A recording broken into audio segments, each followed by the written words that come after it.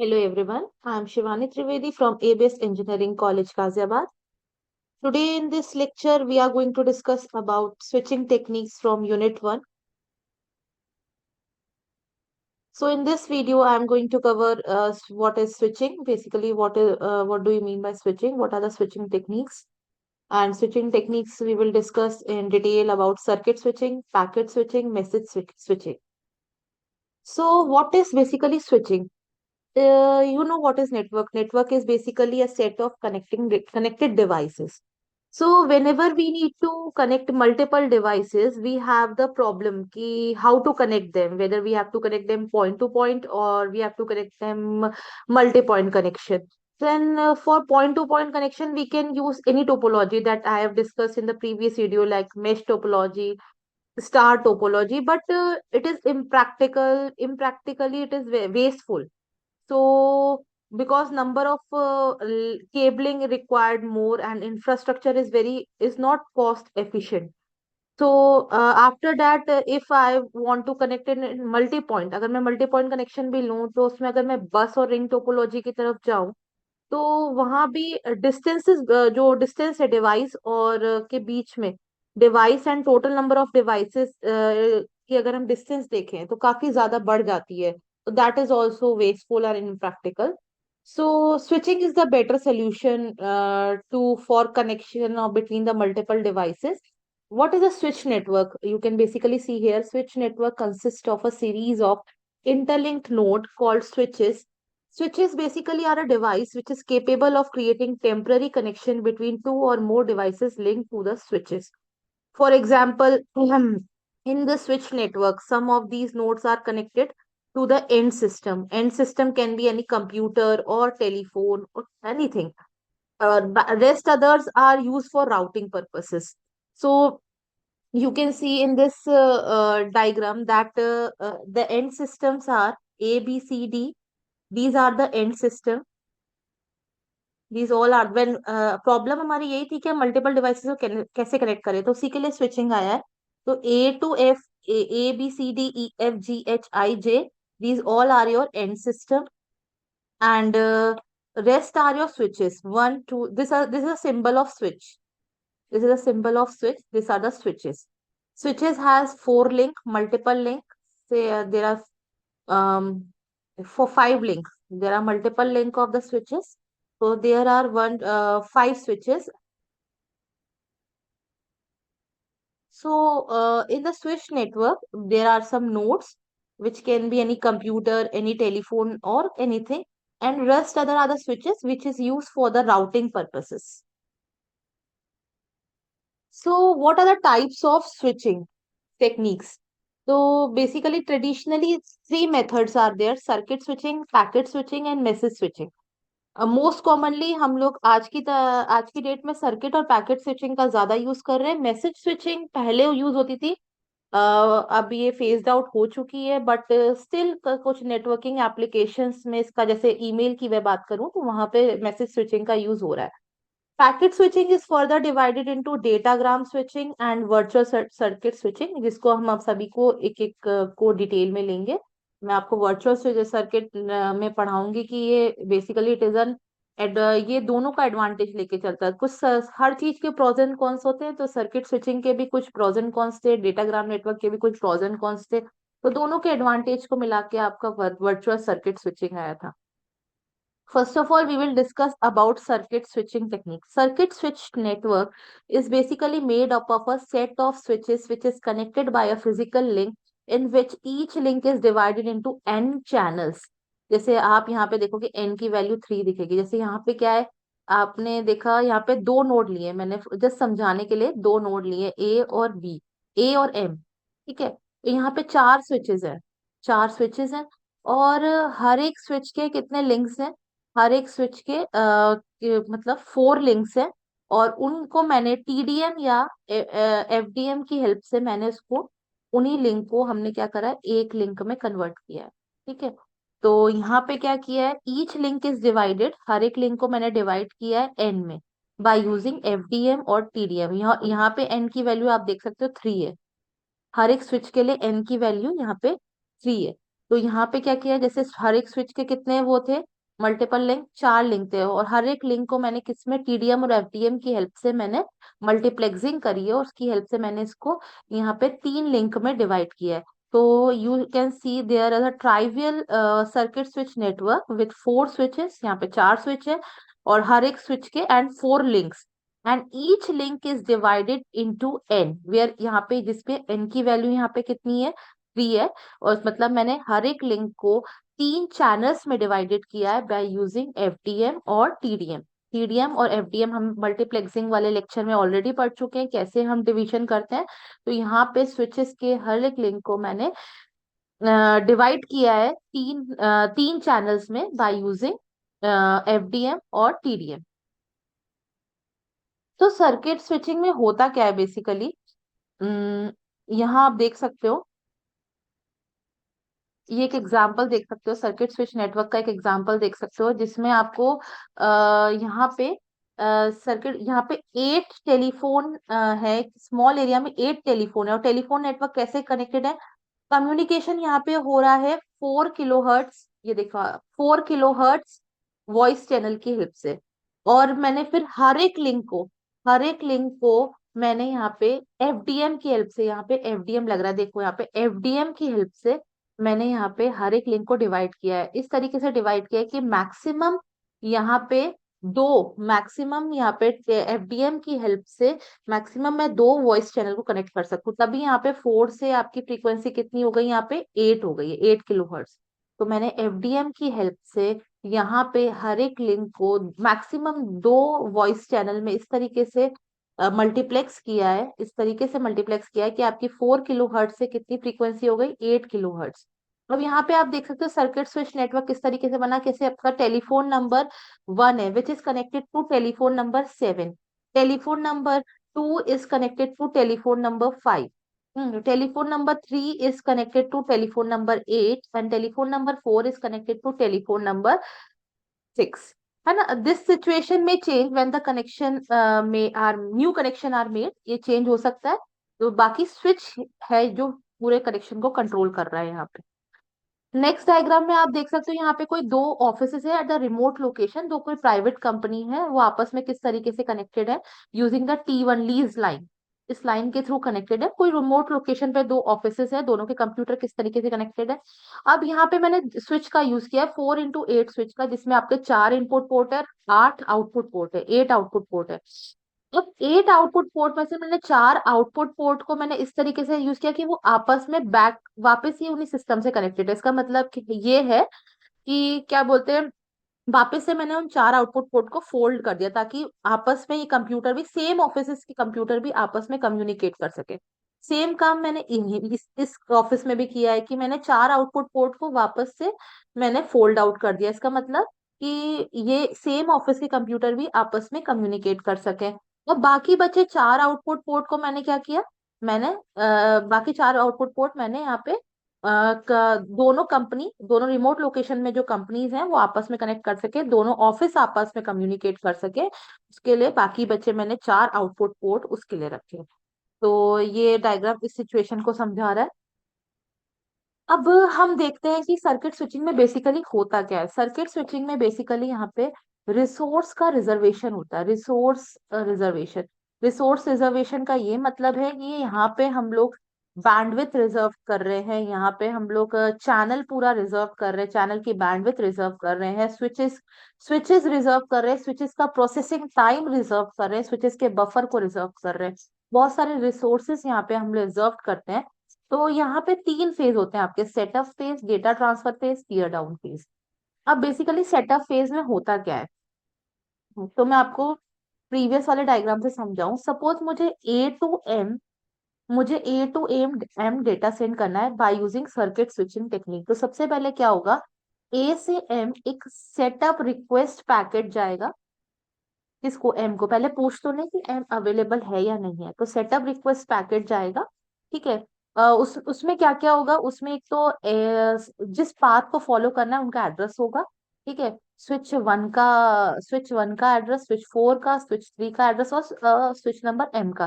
फिर जब वो पैकेट स्विच 1 पे पहुंचेगा तो स्विच 1 स्विच 1 स्विच 4 को अपना एक रिक्वेस्ट पैकेट भेजेगा कि भैया स्विच 4 आप अवेलेबल हो या नहीं हो।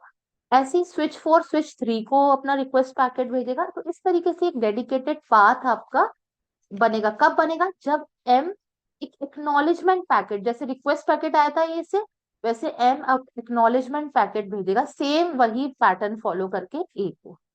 इसके बाद आपका सेटअप फेज कंप्लीट, जब एक डेडिकेटेड बात बन गया। और इस टाइम पे अपने एड्रेसिंग का टाइम आता है end to end addressing. End to end addressing का मतलब क्या होता है कि जब हम एक कनेक्शन को सेटअप कर रहे हैं उस टाइम पे सोर्स का डेस्टिनेशन का एड्रेस का यूज कब आ रहा है, सेटअप फेज के टाइम पे। सर्किट स्विचिंग में आपसे पूछ सकते हैं कि ये यहाँ पे end to end addressing circuit switching में किस फेज में यूज होती है, तो सेटअप फेज में हम लोग एंड टू एंड एड्रेसिंग का यूज करते हैं to create a connection between two end systems. ठीक है। इसके बाद क्या होता है, जब एक बार कनेक्शन बन गया तो उसके बाद हमारा नेक्स्ट होता है डेटा ट्रांसफर फेज। पूरा एक डेडिकेटेड चैनल बन गया आपका। आपको उसी के थ्रू अपना पूरा डाटा या पूरा मैसेज सेंड करना है, जो आपने अभी एक सर्किट, डेडिकेटेड सर्किट या डेडिकेटेड चैनल बनाया है दो पार्टीज के बीच में। जब आपका पूरा डाटा ट्रांसफर हो जाएगा तो दोनों एंड सिस्टम में से कोई भी एंड सिस्टम सिग्नल भेजेगा, किसके लिए? आपके रिसोर्सेज को रिलीज करने के लिए। अब हमारा काम हो चुका है, अब आप सिग्नल, आप जो कनेक्शन बना है उसको डिस्कनेक्ट कर सकते हो। तो that is your tear down phase. इस तरीके से आपकी सर्किट स्विचिंग काम करती है। मैं बात करूं इसकी एफिशिएंसी की, तो this is not so efficient. अब एफिशिएंट क्यों नहीं है? क्योंकि आपने पूरे रिसोर्सेज को बिजी कर रखा है। मतलब कोई दूसरा एंड सिस्टम अगर अपना डेटा सेंड करना चाहे तो वो उन रिसोर्सेज को यूज नहीं करेगा, क्योंकि उस टाइम पे वो resources A to M data send करने में बिजी हैं। अब उनके बीच में जितने भी स्विचेस हैं, आप उनको कोई और सिस्टम यूज नहीं कर सकता। तो it is not as efficient that as other methods जो हम आगे पढ़ेंगे। ठीक है। जैसे हम टेलीफोन पे बात करते हैं, तो जब हमारी टेलीफोन पे कन्वर्सेशन हो जाती है उसके बाद हम कनेक्शन को टर्मिनेट कर देते हैं। बट जब दो कंप्यूटर्स, कंप्यूटर नेटवर्क में जब दो कंप्यूटर्स आपस में कनेक्टेड होते हैं, भले से वो डेटा सेंड कर रहे हैं, भले से वहां कोई एक्टिविटी हो रही है या नहीं हो रही, वो स्टिल कनेक्टेड रहते हैं, तो रिसोर्सेज पूरा डेडिकेटेड रहता है। ठीक है। तो that is also one example of circuit switching. अब मैं बात करती हूँ डिले की। तो यहाँ पे एफिशिएंसी लो है, यहाँ पे एफिशिएंसी लो है, पर डिले यहाँ पे मिनिमल है। डिले यहाँ पे क्यों बहुत कम है? क्यों? क्योंकि आपने पूरे डेटा ट्रांसफर के टाइम पे आपने डेटा के स्विच पूरा रिसोर्सेज एलोकेटेड है, तो स्विचेस के वहाँ टाइम लगेगा ही नहीं आपको कि डेटा प्रोसेस करने का, कि हमें स्विचेस को कहाँ किस डायरेक्शन में रूट करना है पैकेट को, क्योंकि ऑलरेडी स्विच को पता है कि मेरे को स्विच 1 के बाद स्विच 3 पे ही पैकेट को भेजना है। तो वो स्विचेस भी कोई टाइम लगाएगा नहीं इसको प्रोसेस करने में। तो इसलिए यहाँ पर डिले बहुत मिनिमल रहता है। जो जो भी डिले होगा, एक तो कनेक्शन सेटअप फेज का डिले होगा, सेटअप फेज के बाद डेटा ट्रांसफर का डिले होगा, फिर टीयर डाउन फेज का डिले होगा। तो ये 3 डिले होंगे आपके। कोई भी वेटिंग टाइम नहीं होगा स्विच पे। तो टोटल डिले क्या होगा आपका? Time to create the connection and to transfer the data and to disconnect the circuit. अब सर्किट स्विचिंग की बात करूं तो it is use at the physical layer. Physical layer पे हम इस सर्किट स्विचिंग का यूज करते हैं। तो टेलीफोन कंपनीज जो है, जो पहले के दौरान टेलीफोन कंपनीज ने इसी मेथड को यूज किया था। And it works at the क्या sir it works at the physical layer. हम आगे जो टेक्निक्स पढ़ेंगे, जैसे डेटाग्राम स्विचिंग है, वो नेटवर्क लेयर पे काम करती है। उसके बाद में वर्चुअल स्विचिंग पढ़ाऊंगी, तो बेसिकली वो काम करती है आपकी डेटा सर वर्चुअल स्विचिंग आपकी काम करती है नेटवर्क लेयर पर। सॉरी, वर्चुअल स्विचिंग आपकी काम करती है डेटा लिंक लेयर पे, एंड डेटाग्राम स्विचिंग आपकी काम करती है नेटवर्क लेयर पे। Next come your datagram packet switching. In this, we will discuss about datagram network first. Then we will go towards virtual switching. First, we will discuss about datagram network. अब circuit और इसमें यही difference है कि यहाँ पे circuit में पूरा का पूरा मैसेज, पूरा का पूरा डेटा एक साथ जाता था इन अ वन गो। बट यहाँ पे ऐसा नहीं होता। यहाँ हम डेटा को डिवाइड करते हैं in the form of small small packets ना, और इन्हीं छोटे छोटे पैकेट्स को, है ना, और ये फिक्स लेंथ या वेरिएबल लेंथ के हो सकते हैं। ये डिपेंड करता है, ये डिसाइड करता है नेटवर्क, डिसाइड करता है नेटवर्क एडमिनिस्ट्रेटर, डिसाइड करता है कि आपको पैकेट कितने साइज के लिए। एंड हर एक पैकेट को नेटवर्क अपना एक इंडिविजुअल एंटिटी या इंडिविजुअल आइडेंटिटी की तरह लेगा। वो ये नहीं लेगा कि भैया ये पैकेट उस मैसेज का पार्ट है। उसके लिए वो अलग से ही एक अपने आप में एक फ्रेम या अलग से अपने आप में एक पैकेट है, उसको नहीं मतलब ये किस चीज का पार्ट है, ठीक है, अलग से एक एंटिटी की तरह ट्रीट करेगा। तो यहाँ पे सबसे पहली बात तो डिफरेंस क्या है कि कोई भी रिसोर्स एलोकेशन नहीं होगा, है ना। कोई भी सब रिसोर्सेज ऑन डिमांड एलोकेट होंगे, ठीक है। कोई बैंडविड्थ का लोकेशन नहीं होगा, कोई प्रोसेसिंग टाइम नहीं लगेगा पैकेट को। जो भी रिसोर्सेज होंगे वो on demand first come first serve basis पे एलोकेट होंगे। आप इस डायग्राम में देख सकते हो जैसे कैसे ए टू एक्स डेटा जा रहा है। अब यहाँ पे जो भी ए ने ए पे को जो मैसेज सेंड करना था एक्स को, उसने डिवाइड किया चार पैकेट्स, है ना, चार पैकेट्स में डिवाइड किया। इन चारों पैकेट्स में यहाँ पे मैं स्विच वर्ड का यूज नहीं करूंगी, because datagram switching is used at the network layer, तो मैं यहाँ पे वर्ड यूज करूंगी राउटर्स। तो यहाँ पे हर एक राउटर उन पैकेट्स को अलग अलग दिशाओं में अलग अलग डायरेक्शन में रूट कर रहा है, ठीक है। तो यहाँ this is connection less, connection less not connection oriented. Connection less क्यों बोला मैंने, कि कोई भी एक डेडिकेटेड पाथ नहीं है, एक डेडिकेटेड चैनल नहीं है जिसके थ्रू वो पैकेट को जाना है। राउटर डिसाइड करेगा कि मुझे उस पैकेट को किस डायरेक्शन से एक्स तक भेजना है, ठीक है। तो एंड हर एक पैकेट को मैं यहाँ पे यहाँ पैकेट बोलूंगी या फिर मैं डेटाग्राम वर्ड यूज करूंगी। तो यहाँ पे टोटल कितने डेटाग्राम से कितने पैकेट्स है, चार। और चारों को मैंने अलग अलग डायरेक्शन से भेजा है। ये कौन डिसाइड करेगा, ये राउटर डिसाइड करेगा, ठीक है। This is a connection less network. Connection less network means that the switch switch कोई भी इंफॉर्मेशन नहीं रखेगा अपनी कनेक्शन स्टेट के बारे में, क्योंकि उसकी हमेशा चेंज होती जा रही है, ठीक है। ये राउटर डिसाइड कर रहा है कि अब इसको कहाँ से भेजना है, तो कोई भी एक कनेक्शन की स्टेट स्विच के पास रिजर्व नहीं है, स्विच के पास सेव नहीं है। That is why it is a connection less network.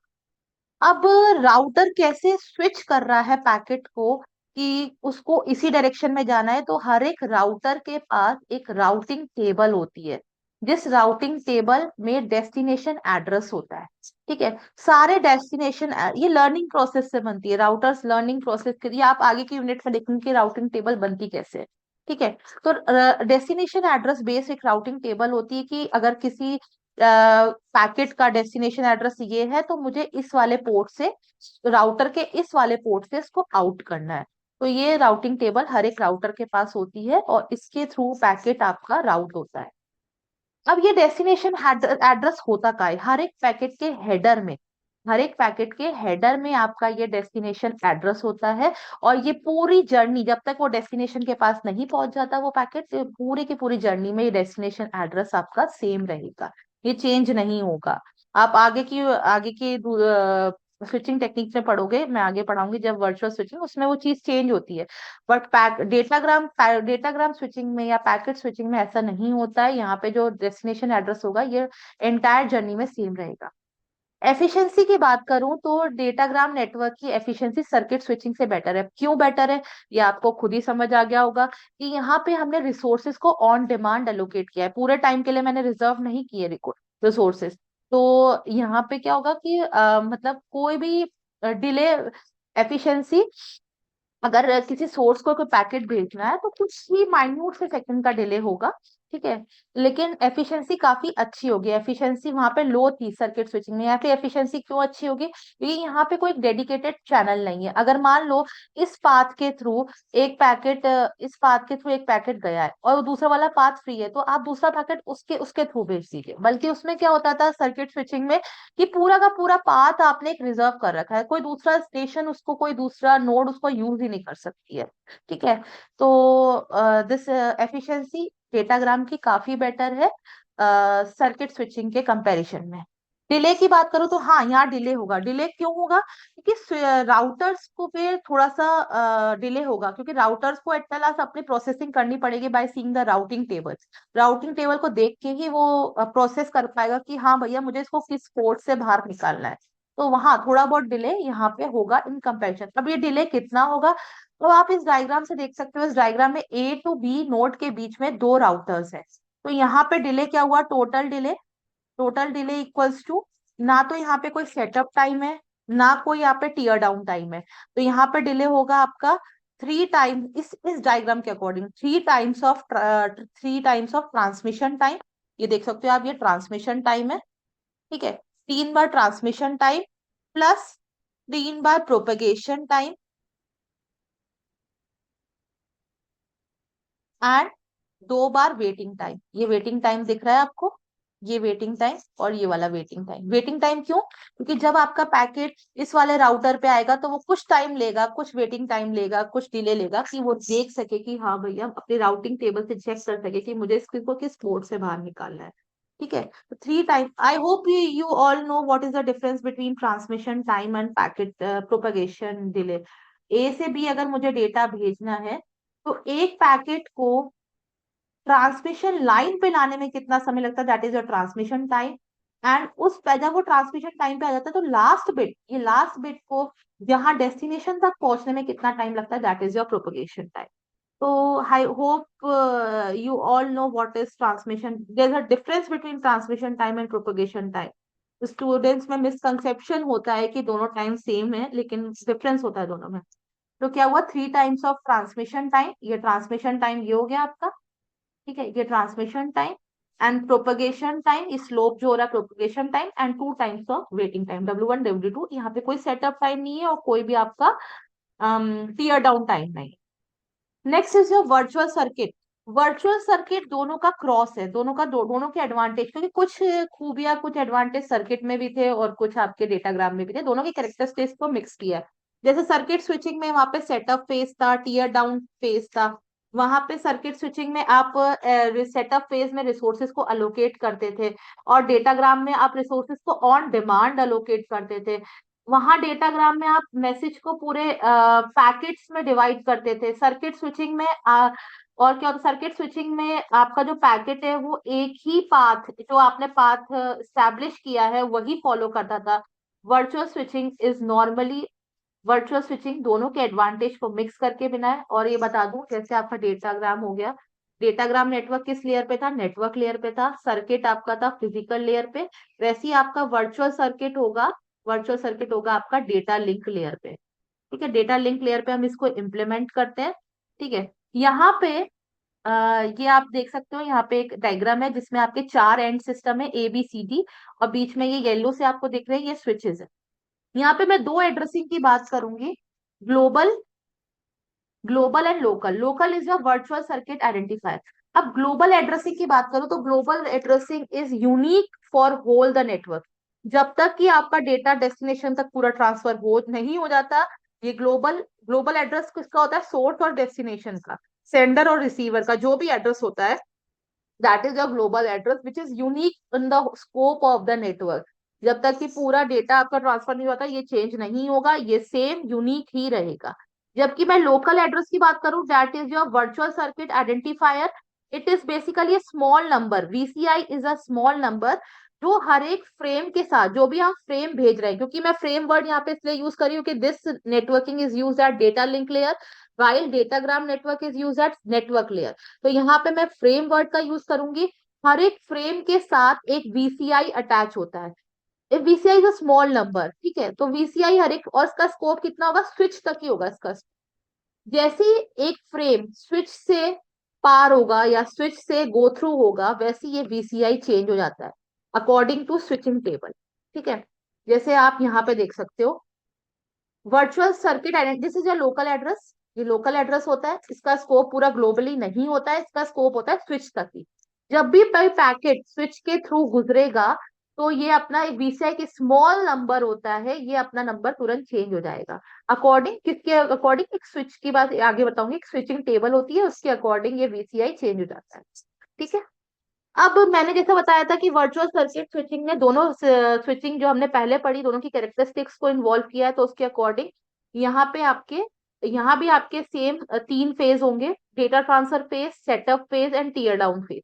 तो सबसे पहले मैं आपको डेटा ट्रांसफर फेज के बारे में बता देती हूँ, डेटा ट्रांसफर फेज होता कैसे, फिर बाकी दोनों फेज लेंगे। डेटा ट्रांसफर फेज में कुछ नहीं होता, यहाँ पे मान लो मैं फ्रेम्स की बात करूंगी, क्योंकि virtual circuit switching is implemented eight data link layer. तो इस हर एक फ्रेम के साथ क्या अटैच है, अभी मैंने आपको थोड़ी देर पहले बताया, VCI अटैच होता है। अब जैसे ये वाला फ्रेम आया, ठीक है, इस स्विच के बाद, अब इसको किस पोर्ट से, किस आउटपुट पोर्ट से बाहर निकलना है, तो ये क्या चेक करेगा, स्विच अपनी अपनी टेबल चेक करेगा। टेबल में क्या लिखा है कि स्विच नंबर 1 से जिसने एंट्री मारी, जिसका वीसीआई, जिस फ्रेम का वीसीआई 14 है, वो बाहर होगा आउटपुट पोर्ट नंबर 3 से, और उसका वीसीआई चेंज हो जाएगा 22। और यही हुआ, आप देख सकते हैं। सिमिलरली अब नेक्स्ट फ्रेम आएगा जिसका आपका वीसीआई 77 होगा, वो आउटपुट पोर्ट नंबर 2 से बाहर होगा, और उसका वीसीआई चेंज हो जाएगा 41। तो इस तरीके से आपका डेटा ट्रांसफर होता है। And this are the switches and table. हर एक स्विच के पास ये ऐसी टेबल बनी हुई होती है, और ये बनती लर्निंग प्रोसेस के थ्रू बनती है। बनती कैसे है वो भी देखेंगे अपन। तो उसके बाद ये देखिए यहाँ पे डेटा ट्रांसफर फेज हुआ। जैसे स्विच नंबर, ये आपका फ्रेम आया जिसका वीसीआई 14 था, ये आपका निकला आउटपुट पोर्ट नंबर 3 से, और उसका वीसीआई चेंज हो गया 66 में। वैसे ही ये 66 वाला इसके लिए इनकमिंग बना, और उसका वो पोर्ट नंबर 2 से निकला, और उसका वीसीआई चेंज हो गया 22 में। वैसे ही ये 22 वाला वीसीआई वाला फ्रेम इसके लिए इनकमिंग बना, और उसका वीसीआई चेंज हो गया 77 में, और आउटपुट पोर्ट हुआ 3।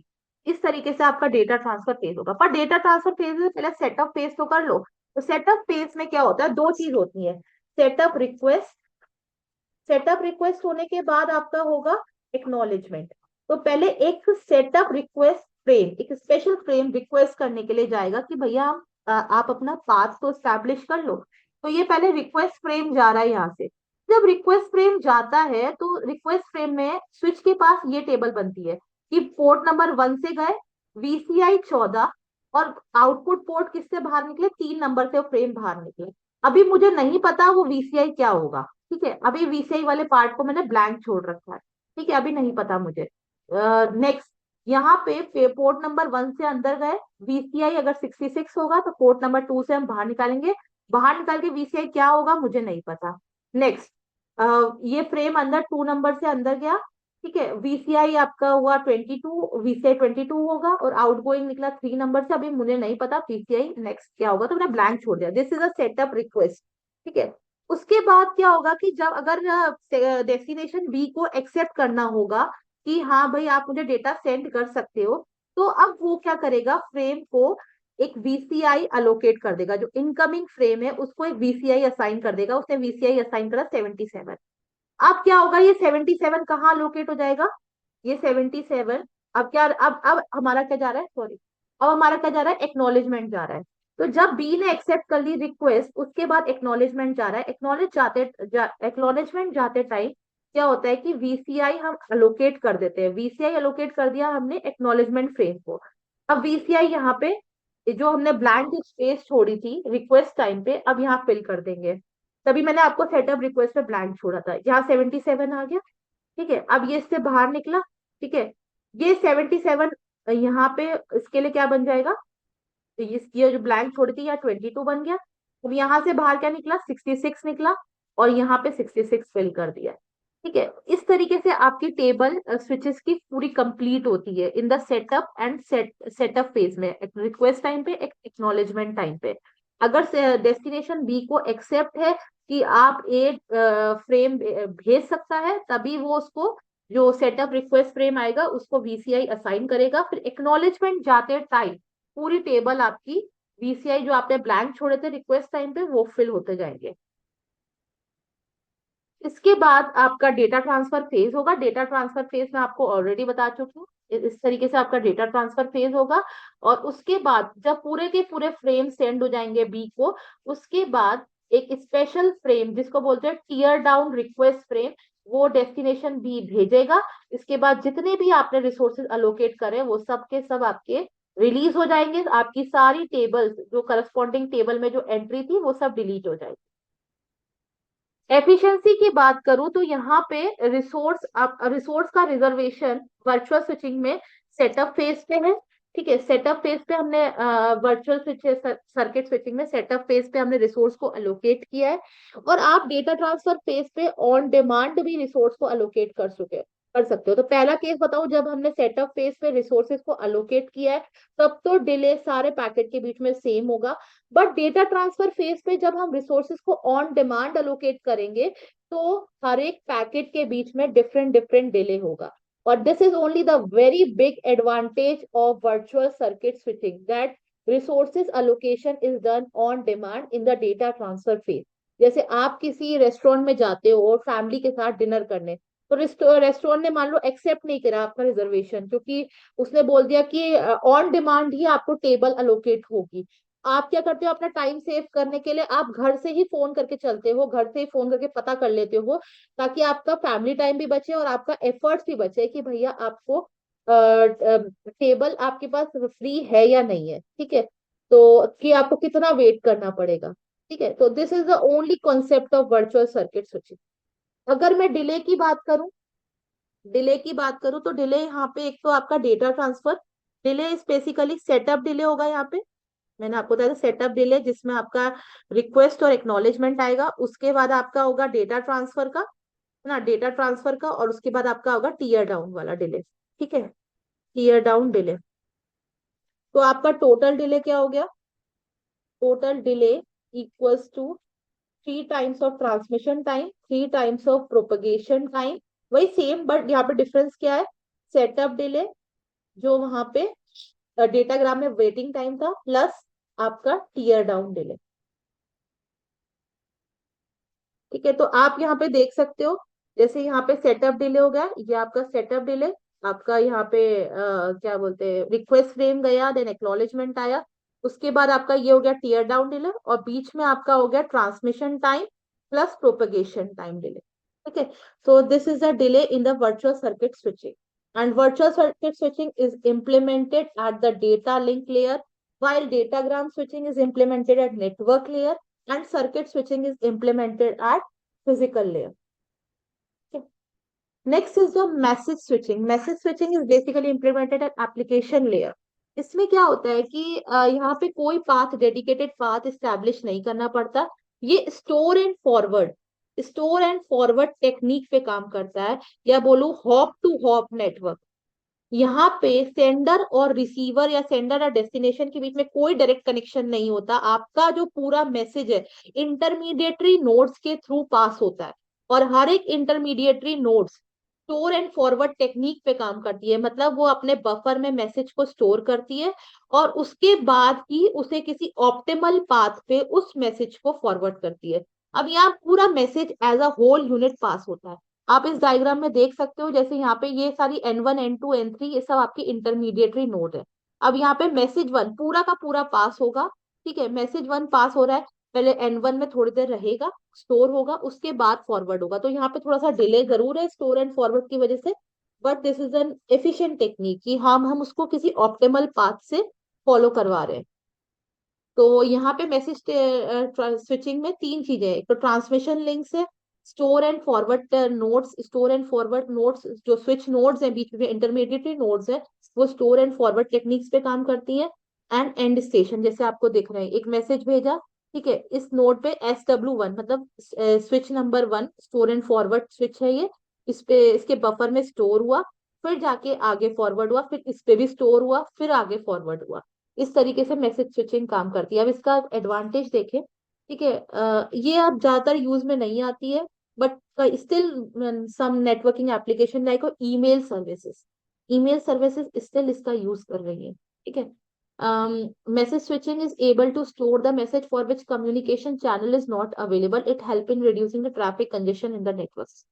स्टोर एंड फॉरवर्ड टेक्निक में काम करती है, तो उसको पता है कि नेक्स्ट वाले होप के अवेलेबल है तो ही मैं उस पर ट्रांसफर करूंगी, वरना मैं इनडेफिनेटली अपने स्विच में, अपने इंटरमीडिएटरी नोड में उस मैसेज को स्टोर रखूंगी। तो ये इसका एक फायदा है कि मतलब ऐसे ही बिना देखे आगे फॉरवर्ड नहीं होता आपका मैसेज, पहले चेक करा जाता है कि हाँ नेक्स्ट होप या नेक्स्ट स्विच उस मैसेज को लेने के तैयार है या नहीं है। Data channels are shared by the network devices, तो एफिशिएंट यूटिलाइजेशन ऑफ बैंडविड्थ है। Traffic management efficiently by assigning priority, आप इसके थ्रू मैसेज को प्रायोरिटाइज भी कर सकते हो। प्रायोरिटाइज मतलब आप उन जो मैसेज आपके हायर प्रायोरिटी पे हैं उनको आप स्टोर एंड फॉरवर्ड मेथड की हेल्प से आप उनको पहले फॉरवर्ड कर दीजिए। It allow for infinite message length, आपकी मैसेज की लेंथ का कोई बाउंडेशन नहीं है यहाँ पे एज सच, है ना, कोई अपर बाउंड नहीं है यहाँ पे। इट सर्किट स्विचिंग की तरह यहाँ पे कोई dedicated path source and destination के बीच में पहले स्टैब्लिश नहीं होता है। डिसएडवांटेज ये है कि यहाँ पे डिले है। डिले क्यों है यहाँ पे, डिले इसलिए है क्योंकि आप स्टोर एंड फॉरवर्ड टेक्निक का यूज कर रहे हैं। ठीक है, और दूसरी बात, आपका जो स्टोरिंग कैपेसिटी होनी चाहिए इंटरमीडिएटेड नोट्स की, वो काफी ज्यादा होनी चाहिए, आपका बफर काफी ज्यादा होना चाहिए, ठीक है। Because the system is so intricated, people are frequently unaware of whether और not message are correctly conveyed, this could cause problem in social relationship. कई बार क्या होता है कि अब मैसेज आपने सेंड कर तो दिया है, लेकिन मैसेज हमें नहीं पता, आपने आगे फॉरवर्ड कर दिया, लेकिन इसकी वजह से स्टोर एंड फॉरवर्ड की वजह से क्या होगा कि वो मैसेज आगे जाएगा ही, हमें नहीं पता वो मैसेज सही है या गलत है, मतलब फॉर सोशल रिलेशनशिप वो मैसेज को आगे फॉरवर्ड करना सही है नहीं है। पर उसको मैसेज स्विचिंग को मतलब नहीं है, वो आपने मैसेज को आगे फॉरवर्ड कर ही देगा, whether it cause your social relation, मतलब it cause problem in social relationship और नॉट, वो अनअवेयर है इस चीजों से, ठीक है, वो मैसेज को करेक्टली कन्वे कर ही देगा। This type of message switching does not create a dedicated path, यहाँ पे कोई पाथ क्रिएट नहीं होता, कोई रिलेशनशिप नहीं है, डायरेक्ट रिलेशनशिप नहीं है सेंडर और रिसीवर के बीच में, बीच में बहुत सारी इंटरमीडिएटरी नोड्स है, ठीक है। तो ये आपका हो गया डिसएडवांटेज मैसेज स्विचिंग के। तो हमने समराइज कर दिया, हमने यहाँ पे स्विचिंग टेक्निक्स क्या होती है, हमें स्विचिंग की जरूरत क्यों पड़ी basically, for connecting the multiple devices, हम हमारा बेटर सोल्यूशन था कि हम स्विचिंग का यूज करें। अब स्विचिंग भी सर्किट स्विचिंग थी, आपकी पैकेट स्विचिंग थी और मैसेज स्विचिंग थी। पैकेट स्विचिंग थी फर्दर डिवाइडेड थी आपकी डेटाग्राम स्विचिंग में और वर्चुअल सर्किट स्विचिंग में। तो इस लेक्चर में स्विचिंग टेक्निक्स के बारे में हमने देखा, and these are the references that used for designing this lecture.